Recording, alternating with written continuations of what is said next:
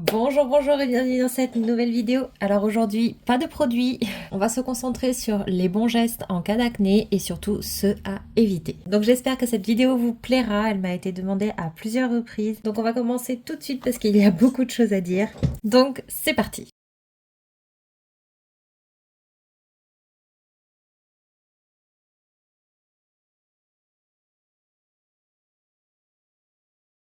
La première chose à comprendre quand on veut se débarrasser de l'acné ou en tout cas éviter sa prolifération, c'est tout simplement les causes de l'acné. Donc les causes de l'acné, c'est une production excessive de sébum qui bouche les pores. Donc la production excessive de sébum est notamment l'une des caractéristiques principales des peaux à tendance grasse. Qu'est-ce qui va se passer en fait? Ça va être tout simplement la plupart du temps provoqué par un dérèglement hormonal. Donc c'est pour ça qu'il y a beaucoup de personnes qui sont touchées lors de la puberté, mais ça peut être aussi lors des fluctuations hormonales dues aux règles, aux grossesses, à la ménopause, au début et aux arrêts de pilules également, et c'est pour ça que du coup on constate qu'il y a énormément d'adolescents qui sont touchés, mais même à l'âge adulte, ce sont principalement des femmes qui sont touchées. Il peut y avoir aussi d'autres causes possibles qui peuvent être une intolérance alimentaire. Ça peut être également une mauvaise hygiène de vie. Donc par exemple, alors c'est pas tout à fait prouvé encore, mais il y a des suspicions qu'une alimentation riche en sucre et en graisse de mauvaise qualité et pauvre en fibres va également jouer là-dessus. Il y a aussi la possibilité que ce soit lié à un déséquilibre de la flore intestinale. Ça peut être lié au stress, à l'anxiété également, ou au tabac, et bien sûr aux cosmétiques qui sont inadaptés à votre peau. La chose qui peut également aider au développement de cette acné, c'est simplement les bactéries. Il y en a qui sont présentes sur l'épiderme, mais si ces bactéries-là s'étalent entre guillemets ailleurs sur l'épiderme, et bien du coup ça peut développer tout simplement cette acné ailleurs également. Ça peut également, bien entendu, inflammer les boutons si vous rajoutez des bactéries qui ne sont pas censées être présentes et causer d'autres problèmes de peau. En termes de produits, alors moi je n'ai jamais été très sujette à l'acné malgré ma peau grasse, c'est vraiment une chance que j'ai, mais du coup j'aurais pas de produit sur lequel je vais vous dire bon bah là c'est ça a bien fonctionné sur moi. Par contre ce que je peux vous recommander c'est tout simplement deux types de produits. Déjà allez en parapharmacie. Dans les produits que vous choisissez, demandez et ne prenez que des produits adaptés aux peaux grasses et aux peaux à tendance acnéique, puisque ce sont des formulations qui sont spécifiques et qui vont vraiment vous permettre de ne pas développer cette acné et de ne pas empirer le problème, parce qu'avec des produits non adaptés, vous risquez d'entretenir ou d'aggraver la problématique. Si je me risque à prendre une marque qui, à ma connaissance, n'est pas présente en parapharmacie, ça serait Nubiance. Nubiance est une marque qui est dédiée aux peaux foncées, mais certains produits conviennent tout à fait à des peaux qui ne le sont pas, et notamment sur les produits de nettoyage, d'acné, etc. Moi j'ai testé le nettoyant et le gommage, et franchement je suis agréablement surprise de cette marque qui a un bon rapport qualité, quantité, prix, et qui a des produits qui sont très efficaces. Donc c'est aussi une marque vers laquelle vous pouvez vous tourner et dans lequel j'ai suffisamment confiance pour vous la recommander, même pour un problème sur lequel je ne les ai pas testés. Les premiers bons gestes à adopter, ce sera tout simplement l'hygiène. C'est-à-dire qu'il y a des règles d'hygiène à respecter, des règles de base à respecter lorsque l'on a de l'acné, qui sont très basiques, très simples et pour lesquelles il faut s'y tenir réellement. La première, c'est tout simplement de se laver les mains. Il faut se laver les mains avant d'entamer une routine à skincare, avant de toucher son visage pour une raison quelconque. Sinon, les bactéries que vous avez récoltées sur vos mains, vous allez effectivement les appliquer sur votre visage. La deuxième chose, c'est d'utiliser une serviette propre à chaque utilisation.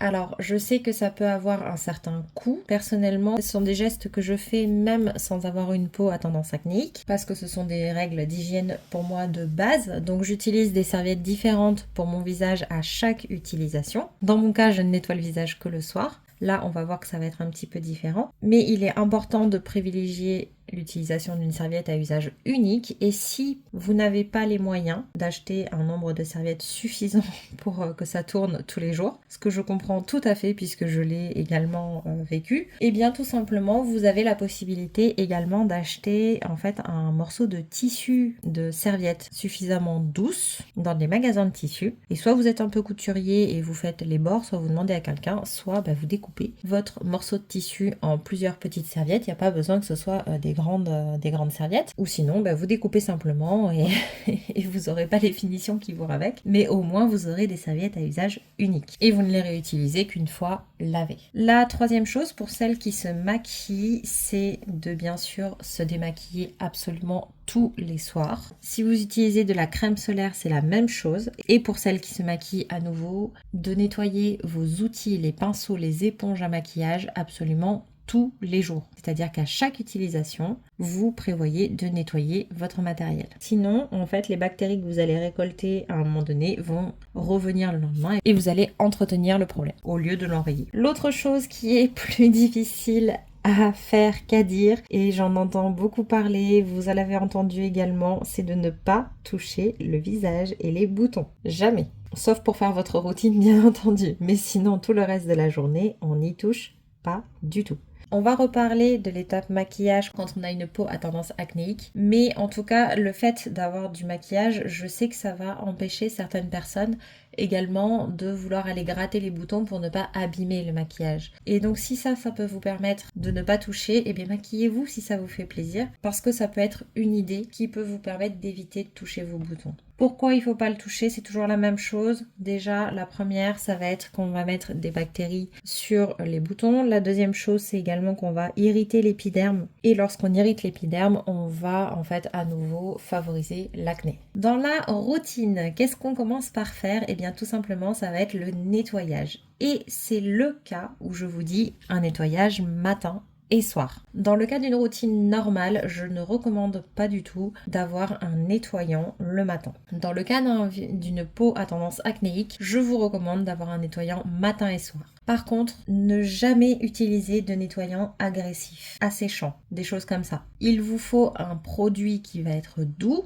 Donc par exemple, ça va être des savons sans savon, des nettoyants doux moussants, des choses hypoallergéniques, des produits vraiment qui sont doux. Et donc là, typiquement, j'ai testé moi le gel nettoyant de chez Nubiance, qui est très très bien. J'ai testé aussi le nettoyant de chez Aven, le Cleanance, je crois, qui est très bien aussi. Ce sont deux produits qui vont respecter le pH de la peau, qui vont avoir des propriétés antibactériennes, qui vont pour autant être moins agressifs et qui vont être du coup très bien pour ce type de problématique. Ces produits se rincent abondamment à l'eau tiède, pas trop chaude, pas froide non plus. Lorsqu'on applique le produit, que ce soit un gel, une mousse, etc., on ne vient pas frotter la peau. On vient faire de doux massages circulaires sur la peau parce que le frottement va irriter la peau et pouvoir favoriser l'acné à nouveau. On ne tire pas la peau non plus, on vient vraiment appliquer en doux massage. On rince donc, on sèche en tapotant doucement avec une serviette. Donc vraiment, tapoter doucement, c'est vraiment... Voilà, retirer un petit peu l'excès d'eau comme ceci et rien d'autre. On ne frotte pas non plus avec la serviette. Et donc, comme je le disais tout à l'heure, avec une serviette propre. Ensuite, la deuxième chose qui peut être faite, c'est d'utiliser un exfoliant régulièrement. On va éviter ici les gommages mécaniques, puisque les gommages mécaniques vont irriter la peau à nouveau. Et on en revient encore au même. Les exfoliants chimiques, ça c'est ok. Il faut quand même en prendre un qui soit non irritant et doux. Il y en a qui se mettent la plupart du temps 2 à 3 fois par semaine uniquement et ça peut être largement suffisant. Et certains se mettent quotidiennement, ils sont encore plus doux. Si votre peau est facilement irritée, un peu sensible ou que ça suffit, préférez un gommage doux qui a une utilisation quotidienne, mais ne l'utilisez que 3 fois par semaine, par exemple. Vous pouvez également réduire le nombre d'utilisations si besoin. Le meilleur actif dans le cas d'une peau acnéique, ça va être le BHA. En termes d'exfoliant. Il va avoir des propriétés séborégulatrices, donc il va permettre de réguler cet excès de sébum et il va avoir aussi des propriétés anti-inflammatoires. La troisième étape, ça va être le traitement localisé sur les boutons et les zones à problème. Donc là, on parle de crème, de gel ou autre contenant certains actifs qui vont permettre d'enrayer un petit peu tous ces boutons. Alors, j'entends beaucoup parler du peroxyde de benzoyle, que moi je ne connais pas. A priori, les produits à base de rétinoïdes aussi fonctionnent, mais attention, ils sont contre-indiqués pour la femme enceinte. Et le plus connu d'entre eux, et qu'on va retrouver par exemple chez Freshly Cosmetics, qui a un sérum spécifique pour ça, c'est un sérum à l'acide azélaïque. L'acide azélaïque va être, moi, l'actif que je connais le plus dans ce domaine, qui va être efficace justement pour vraiment traiter en zone localisée ou sur les boutons directement. La quatrième chose à faire absolument, c'est d'hydrater sa peau. Quand on a la peau grasse, quand on a un excès de sébum, il est très important d'hydrater sa peau. Pourquoi? Parce que quand votre peau est déshydratée, qu'est-ce qu'elle va faire? Elle va reproduire encore du sébum pour pallier à cet effet de sécheresse et pour contrebalancer le manque d'hydratation. Donc plus vous hydratez votre peau et moins votre peau ressentira le besoin de produire un excès de sébum. Il y a certaines personnes qui ont la peau grasse et lorsqu'on arrive à réhydrater leur peau suffisamment et à suffisamment long terme,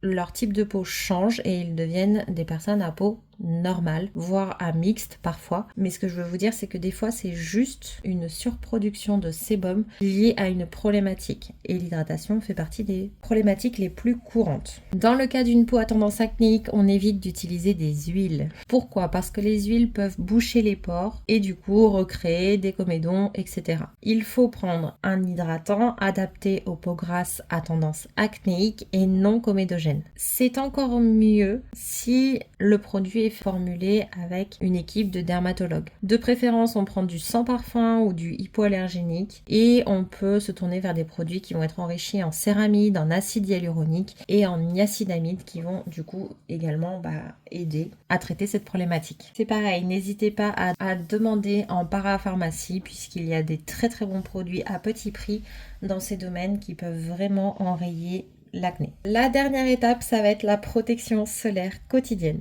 On entend parfois que le soleil permet d'enrayer l'acné. C'est vrai et c'est complètement faux à la fois. C'est vrai dans le sens où en fait le soleil va dessécher la peau. Donc au début, les imperfections vont être asséchées, elles vont commencer à disparaître et on va voir une amélioration apparaître. Sauf que cette amélioration-là, elle va être temporaire et comme je le disais tout à l'heure, le fait que la peau soit desséchée, ça va créer déjà une première chose, c'est que la peau va reproduire à nouveau plus de sébum pour pallier à ça et l'acné va reprendre de plus belle. C'est pour ça qu'il faut faire très attention avec cet effet un peu contradictoire et qui est une fausse solution. La deuxième chose, c'est que quand notre peau va bronzer, les cellules cutanées de la peau, elles vont durcir et elles ne vont plus s'éliminer naturellement. Résultat, on va avoir une mauvaise évacuation de l'excès de sébum qui va créer du coup des comédons et des microkystes, d'où l'utilisation de l'exfoliant déjà un petit peu avant. Ces deux phénomènes-là peuvent être accentués en plus par la transpiration qui va être favorable au développement des bactéries. De plus, la dernière chose vis-à-vis du soleil, c'est que les marques d'acné vont être beaucoup plus visibles si elles prennent le soleil. Donc, il vaut mieux se tourner vers une crème solaire haute protection et non comédogène. Et au quotidien, bien entendu, même si le soleil ne pointe pas le bout de son nez. Évitez d'utiliser des produits qui sont des antiseptiques, des alcools ou des dégraissants. Ce sont des produits qui vont être inefficaces, qui vont irriter votre peau et qui vont être sensibilisants. Et malheureusement, c'est pareil, ça va faire le même effet, c'est-à-dire que sur le coup, on va peut-être avoir l'impression que ça fonctionne, mais en fait, ça ne fera qu'entretenir le problème. Si vous décidez de faire des masques, si vous utilisez des laits, par exemple, démaquillants ou autres, rincez-les. Il y a certains masques sur lesquels il est écrit dans les recommandations d'utilisation que vous pouvez juste enlever l'excès restant après le temps de pause avec un coton et laisser comme ça ou laisser poser toute la nuit. Donc ça, il n'y a pas de souci, sauf dans le cas d'une peau à tendance acnéique. Dans le cas d'une peau à tendance acnéique, pensez à rincer vos masques. Si vous vous maquillez maintenant, pensez à prendre des produits de préférence à base d'eau et noté comme non comédogène. J'aurais pas de produit à vous recommander parce que je ne me maquille pas, mais évitez les poudres et bien sûr se démaquiller systématiquement comme je vous l'ai déjà dit. Alors je vais pas vous faire un cours sur la colorimétrie pour celles qui se maquillent et qui ont envie d'avoir une belle peau au quotidien ou pour un événement en particulier et qui veulent cacher leur imperfection, mais juste deux petites pistes comme ça en passant.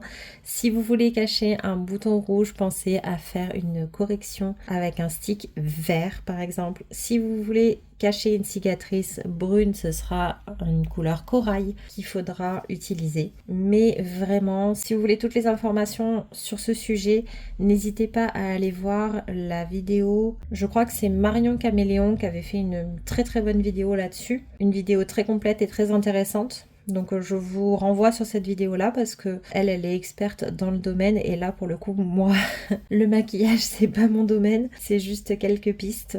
Mais si ça vous intéresse, n'hésitez pas à aller voir parce que ça vous permettra de cacher plus efficacement ce que vous avez envie de cacher. Voilà, n'hésitez pas à consulter un médecin dans plusieurs cas et je vous le mets à l'écran puisque cette information-là, je vous la donne telle qu'elle est notée sur les recommandations de notre assurance maladie. Donc, il faut consulter un médecin, donc un médecin ou un dermato.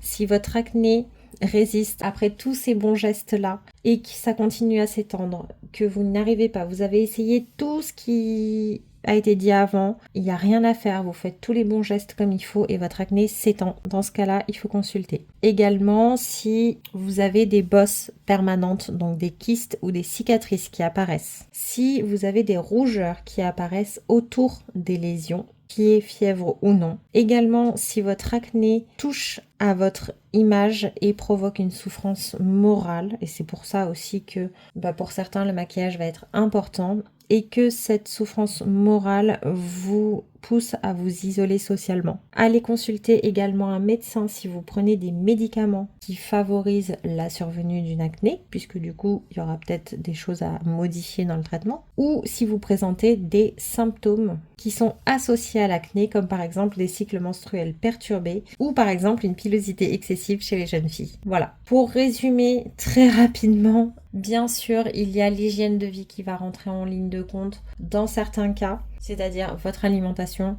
le stress, le tabac, les choses comme ça, mais pas seulement, c'est avant tout la plupart du temps un dérèglement hormonal qui peut être accentué et donc les conséquences, c'est-à-dire les boutons peuvent être accentués par des bactéries ou des irritations de la peau et donc voilà, il est important de prendre soin de votre peau en évitant cette prolifération de bactéries là et en évitant d'agresser votre peau, que ce soit avec vos mains directement ou que ce soit avec des cosmétiques qui ne sont pas adaptés à vos problématiques. Faites vraiment attention à certaines marques qui prônent des produits anti-acnéiques et qui vont être complètement asséchants, qui vont fonctionner sur le coup, mais dès que vous allez arrêter le produit, votre acné va reprendre de plus belle parce qu'en fait ça ne fera que cacher le problème au lieu de le résoudre. Privilégiez vraiment des produits de parapharmacie recommandés par du personnel qualifié. Pensez avec les dermatologues et voilà, qui sont vraiment adaptés pour les peaux à tendance acnéique. Ça vous permettra de ne pas vous tromper et rester du coup assez simple au départ dans la routine, c'est-à-dire un bon nettoyant doux, un exfoliant très doux également, un traitement localisé, donc par exemple un sérum, un gel ou une crème, une bonne hydratation et une protection solaire. Voilà, ça fait déjà une routine qui est quand même pas mal. Donc déjà si vous avez tout ça, c'est bien. Et n'oubliez pas que la protection solaire n'est qu'un complément, ce n'est qu'un outil supplémentaire pour se protéger du soleil. La première protection étant bien entendu les vêtements, les chapeaux, ne pas se mettre volontairement au soleil, etc. Voilà, écoutez, j'espère que cette petite vidéo vous aura plu, qu'elle vous aura donné des pistes si vous voulez qu'on aille plus loin dans le sujet ou si vous avez déjà essayé ces méthodes-là, qu'elles ont fonctionné ou qu'elles n'aient pas fonctionné, n'hésitez pas à me le dire en commentaire. N'hésitez pas aussi à donner les références de vos produits préférés puisque ça pourrait aider certaines personnes. Et moi, je vous dis à bientôt pour la prochaine vidéo. Bye bye!